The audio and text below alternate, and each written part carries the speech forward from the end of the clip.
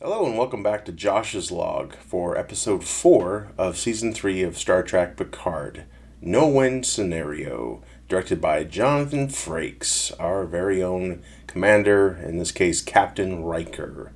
So yeah, this episode, wow, there was a lot from the previous episode's cliffhanger to take in. It looked really dire. They are still plummeting to an abyss, if you will, and they don't have too much more time. Power's low in various parts of the ship, and they have to like pull that in just to maintain their shields. So yeah, a lot's happening, right? Riker, I'm glad he apologized to Picard. I think we all knew they were going to make up right away, but yeah, they got pretty heated the last episode between the two of them. But yeah, that was quickly dismissed, and I like how it was handled. I thought it was pretty well done.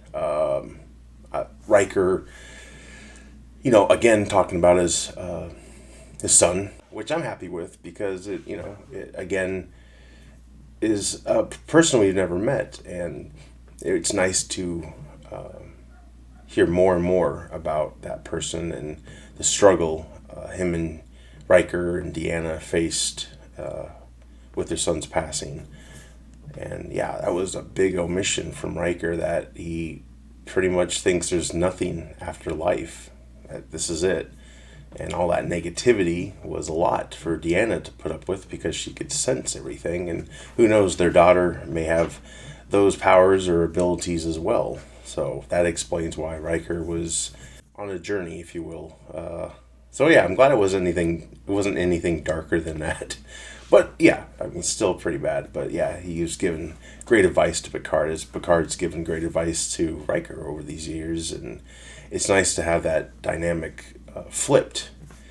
So yeah, basically Picard needs to meet his son and get to know him because yeah, the time is running out. And then we also have Seven doing her thing. We come to know that she talked to Riker about this saboteur being a changeling, and Riker said, You're in a great position because you're not technically active duty, so you can kind of do whatever the hell you want, pretty much. Go get the bastard. I love that line. I thought it was really cool. And then, of course, she finds the body of the crewman the changeling shaped into. And it's very GoldenEye esque when she discovers the body. It just falls out of the closet. I don't know if that was like, kind of a nice nod. Who knows? Probably just me pulling that. I don't know. But yeah, the plot was thickening. So she estimated that crewman was dead for some time. So that changeling's been on board ever since they picked up Beverly and Jack. And I like how she went to Shaw to get advice because he knows the ship well, and he doesn't, of course, want anything to do with what's happening. I think he's just at knife sharpening. I wonder if that was how he was going to end it. I don't know, prior to how the episode concluded, but things look pretty dire, and I don't know, I could just be reading too much into that. I'm not sure. But yeah, it was a nice rapport they both had. He's coming around. He's, I think, gradually respecting her more. And, they had that nice dialogue. I'm happy he educated her on the changelings, even though she probably shouldn't have known the history on that. Maybe she did, and she was just letting him have his fun. But yeah, I love how they show how knowledgeable he is. And, they were really dipping into the mythos of Star Trek and the pot the changeling needs to rest in, to retain its shape, to have enough energy to do so. And there's some goop behind, and to have the ship's sensors scan that goop and find that life form. I thought that was really brilliant writing. I really did. I thought it was really cool. So yeah, she's on the hunt with that, and then you got Picard and Jack and Tenford again. I understand they built that set, and they're gonna use the shit out of it. Totally get it. So even though that ship should have a Tenford of its own, but perhaps that's just not in the cards with these newer ships. They just have little lounge areas, and that's about it. But it was nice that Picard explained to all of us especially us nitpickers, like, wait a minute, the ship has hardly no power, and we're gonna be in a holodeck? What? So that was a nice explanation. And probably, it's gibberish, but it works, right? At least they explained it, and we don't have to wander like, what the hell? Why? But yeah, that was a cool scene, them getting to know each other. I like how they just backed out of the conversation, let them have it on their own. Some probably wanted to hear more. I was fine with not, but Beverly is, she found out that this nebula's like contracting its energy. It's like going to birth something, and she keeps timing it. I wish she would have went to them sooner about it, but who knows?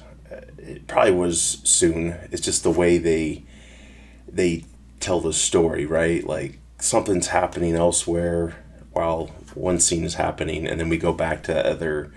I think that's how you can explain the last, the 2-minute scene we'll talk about in a minute here, when they need to get out of there in time for the energy burst, catch a wave, if you will, Surfer Boy style. Love this episode. It's so brilliantly done without doing location shoots. I love just being on the ship, seeing the ship. Ship porn is a new term I love. I'm loving everything about this ship. It's beautiful. The special effects are great. Everything's just great about it. I really digging this season, and it just goes to show you they don't need to, lavish us all with these locations and so on. I mean, if the writing isn't good, none of that other stuff matters. And that's what this season has brought, I think, finally, is good writing. And of course, Trek veterans, right? You have Doug Drexler, the Kudas. I'm not sure who else, but I know they got a lot of other people on board. So while all this is going on, Vadic is outside the nebula safely, and I didn't know what to expect next. I figured maybe she would want to go back in, but she really didn't. She understood the situation, and so when she went over to the bird bath, I like to call it, cut her hand out. Whoa! I was like, what the hell is that? Is that what the red stuff's about? But she has it on both hands, so who knows? I don't know. But then that goop creature, which a lot of people think she's a changeling or linked to them that way through her amputated body part. I don't know. It's weird, but I thought the effect was really cool, frightening as hell. Very effective. I hope it's explained how, what this water does. It is a form of communication. I mean, it's liquid, so I'm sure it's not water. But that was a cool new thing to put into Star Trek, I thought. Maybe it's kind of been done before.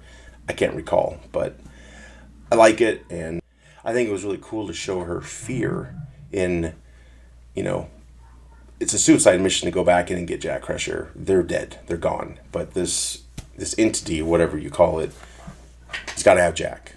There's something about Jack he needs. And we as an audience, of course, we're like, yeah. Jack and Beverly don't know. What could it be? So yeah, we've gotten that explanation, which we're going to get to. Well, not exactly explained, right? Still a lot of mystery there, but that's okay. I mean, this is only episode 4, right? So I dug how Shaw finally opened up to Picard in the holodeck program. Bad timing, because Jack was about ready to tell Picard something very important as to why he never wanted to meet Picard, which is a scene I didn't really mention, but we all know, most of us anyway, watching know, the opening scene is going to have some kind of connection to what we'll find out later. But Shaw's speech was fantastic. And that character is very fitting for that character to make that speech, right? Because I don't know if everyone out there knows, he's named after Robert Shaw, who played Quint in Jaws. So it's all like designed, right? So his whole backstory, I wondered as well as other people if Wharf 359 was his history with Picard, and sure enough, it was. Just a little engineer, basically a youngling engineer, who was chosen to live the life pod. Man, that was intense stuff, and yeah, he had heavy survivor's guilt.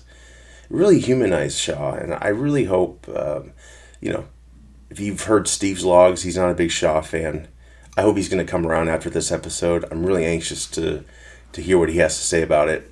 And Vadic too, even though we didn't get too much of Vadic, but I think we have, it's not just a 2D character. There's 3D there. There's emotions and reasonings, and she's just not this villain, mustache twirling villain.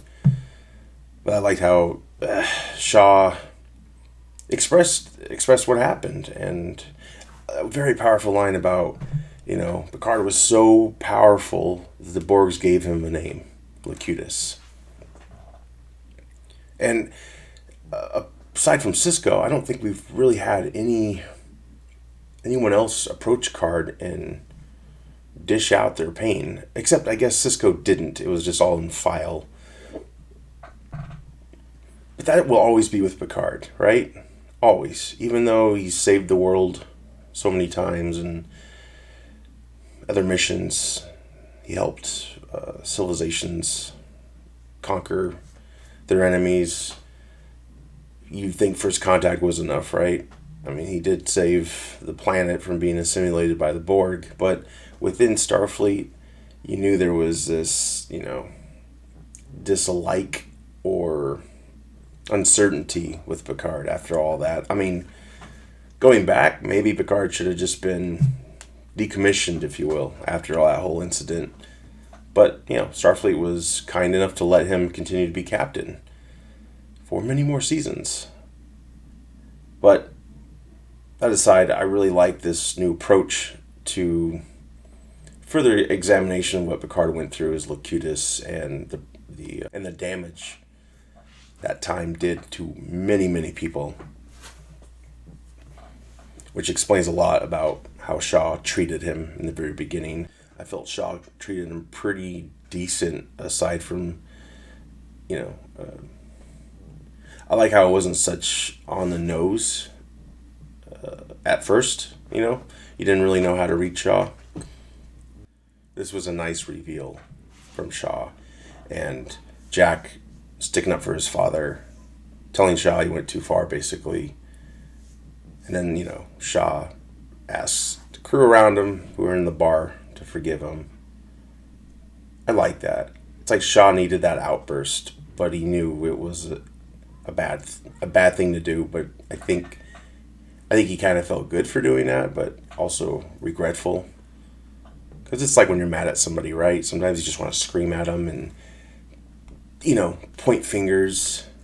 And then hopefully a good part of your brain's like, hey, let's not do that. Because that's kind of irreversible, right? But Stewart, I think, handled that scene beautifully as Picard. And, we felt for Picard finally. He felt small. A lot of people are saying, I like that critique on his behavior. And him just saying, I understand, and walking out. Just defeated, right? Especially in this time of crisis.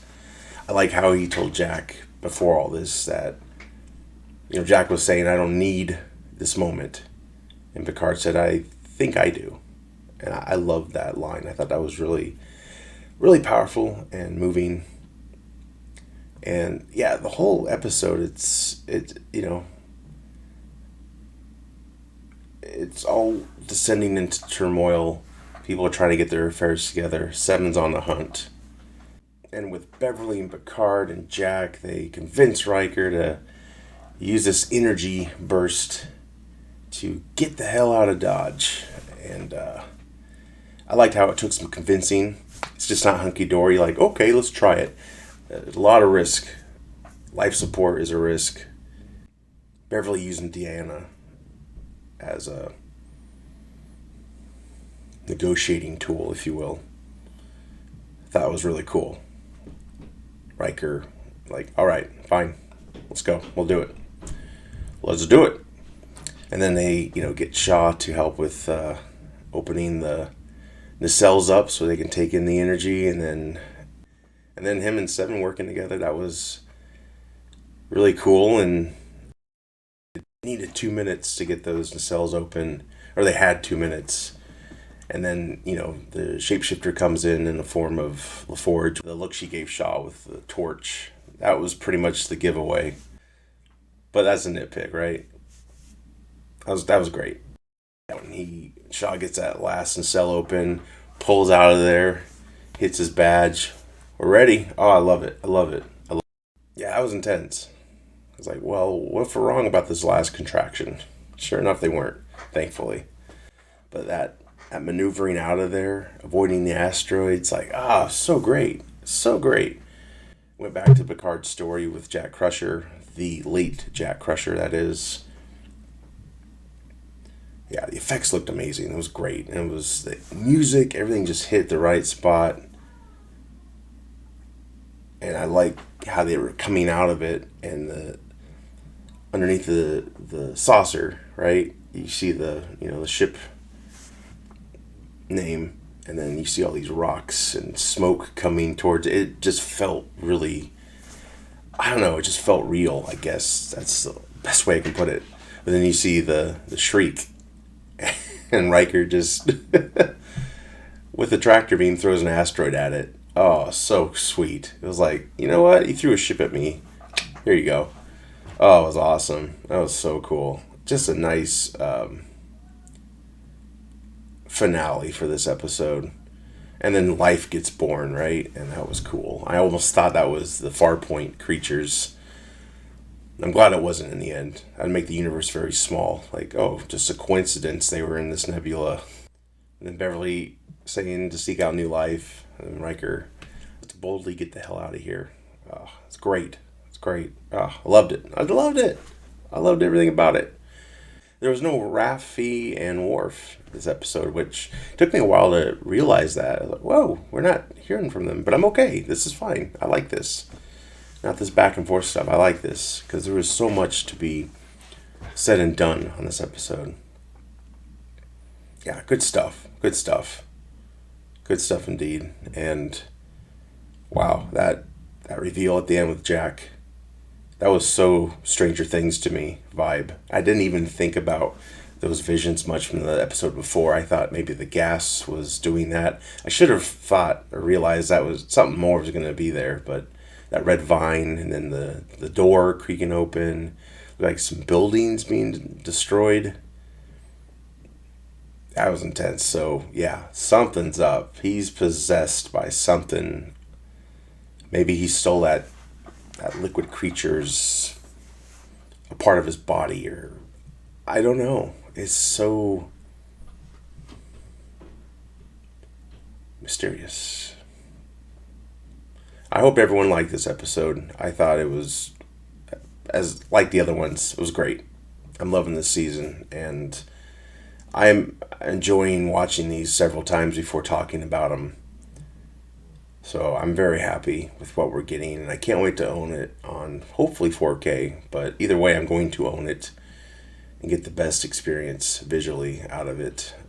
But it looks amazing, the show, and Terry Matalas is great. I hope he stays on as showrunner. I hope we get a Shaw and Seven show. Who knows? Fans can make it happen, though. There's a petition out there, so go look for it for Terry Trek. I hope it happens. I really do.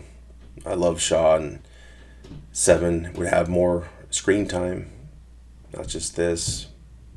Who knows? Maybe we'll get a movie again. I don't know. But man, they really could go places boldly, right? Well, hope you enjoyed this. We'll be back next week, of course, with episode 5, Imposter. Until then, live long and prosper, and Engage.